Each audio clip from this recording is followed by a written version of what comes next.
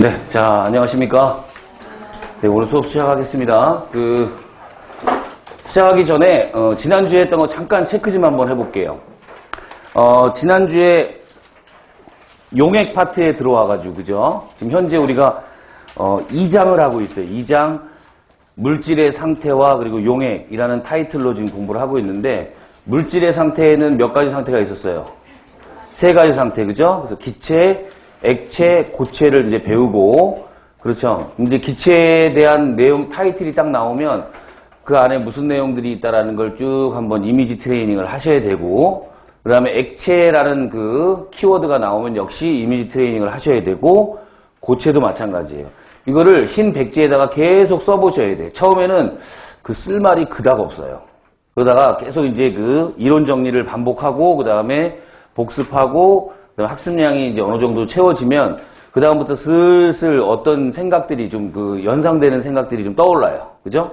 그럼 그 용어들을 계속 정리하고 그래서 완전히 자기 걸로 만드는 작업이 필요하다라는 말씀을 드리고, 그런 일환으로 지금 이제 매 시간마다 가능한 한 좀 전 시간에 배웠던 걸 좀 복습을 하는 편인데, 기체, 액체, 고체를 좀 차지하더라도 용액 파트에 들어와서 우리가 이제 뭘 공부했냐면, 균일 혼합물, 불균일 혼합물에 대한 이야기를 했어요. 그죠? 용액은 일단 큰 틀에서 무슨 혼합물이다?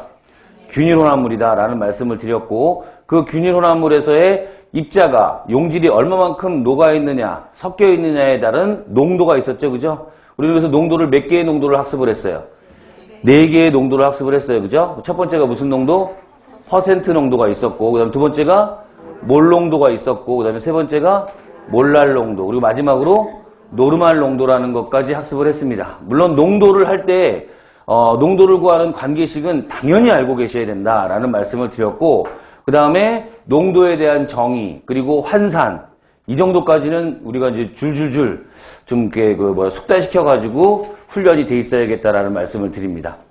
먼저 좀 기본적으로 트레이닝 하기 전에 퍼센트 농도 하면은 예를 들면 몇 퍼센트, 무슨 NaOH 수용액이라는 이게 문제가 시작될 거 아니에요. 그죠? 그럼 몇 퍼센트라고 딱 나오면 일단 기본적으로 용액은 몇 그램으로 우리가 정하고 한다 그랬어요.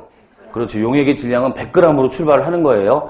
아시겠죠? 무슨 말인지? 뒤에 문제, 출제자가 몇 퍼센트, NaOH 수용액 몇 그램, 이 얘기가 나오기 전까지는 일단 100g이라는 기준으로 스타트를 해야 된다라는 말씀을 드렸고, 그 다음에 역시 0.1몰 농도 나오면 용액의 부피는 일단 몇 리터로 시작한다? 1리터로 시작을 하는 거예요. 그죠? 그 뒤에 500ml, 250ml 이런 용액의 부피가 구체적으로 주어지지 않는 한 우리는 1리터로 시작을 하셔야 된다는 거. 그죠? 요 마인드가 굉장히 중요합니다. 그리고 몰랄 농도도 마찬가지로 어때요? 물 몇 킬로그램? 1kg, 1000g을 기준으로 잡고 들어가야 된다. 그렇죠. 그죠? 이런 내용들 기억하시고, 우리 노르말 농도 같은 경우는 특히 산화환원 반응이라든가 산염기 중화적정에서 활용도가 높다 그랬죠. 그죠? 왜냐하면 같은 산이라도 같은 몰농도라고 하더라도 어떻다?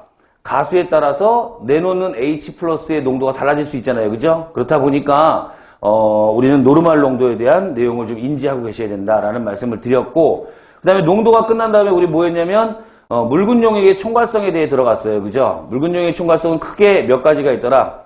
4가지가 있어요. 첫 번째가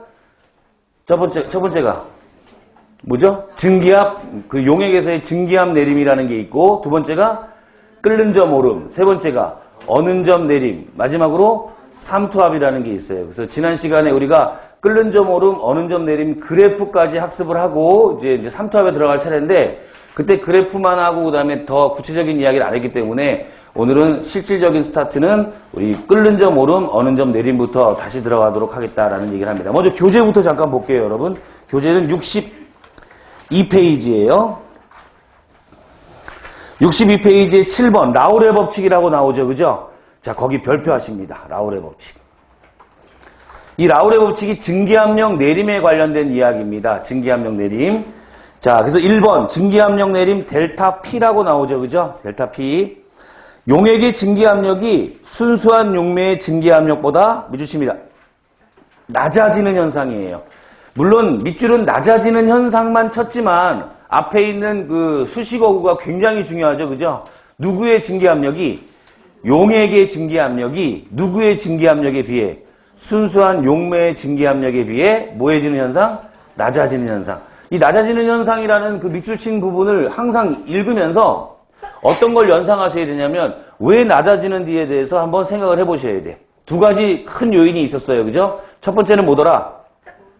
그렇죠. 용액이 되려면 용매 또는 용질 인력보다 누구의 인력이 더 커야 돼요? 용질의 인력이 더 커야 되죠. 그죠? 그러다 보니까 용매가 용질에 딱 달라붙어가지고 잘 증발이 되겠다, 안 되겠다? 안 되는 거예요. 그죠? 그럼 증발이 잘 안 되니까 증기압력이 어떤 현상으로 이어져요? 증기압력이 낮아지는 현상으로 이어질 수 있다라는 얘기죠. 기억할 수 있겠죠? 그 다음에 두 번째는 뭐 있었어요? 순수한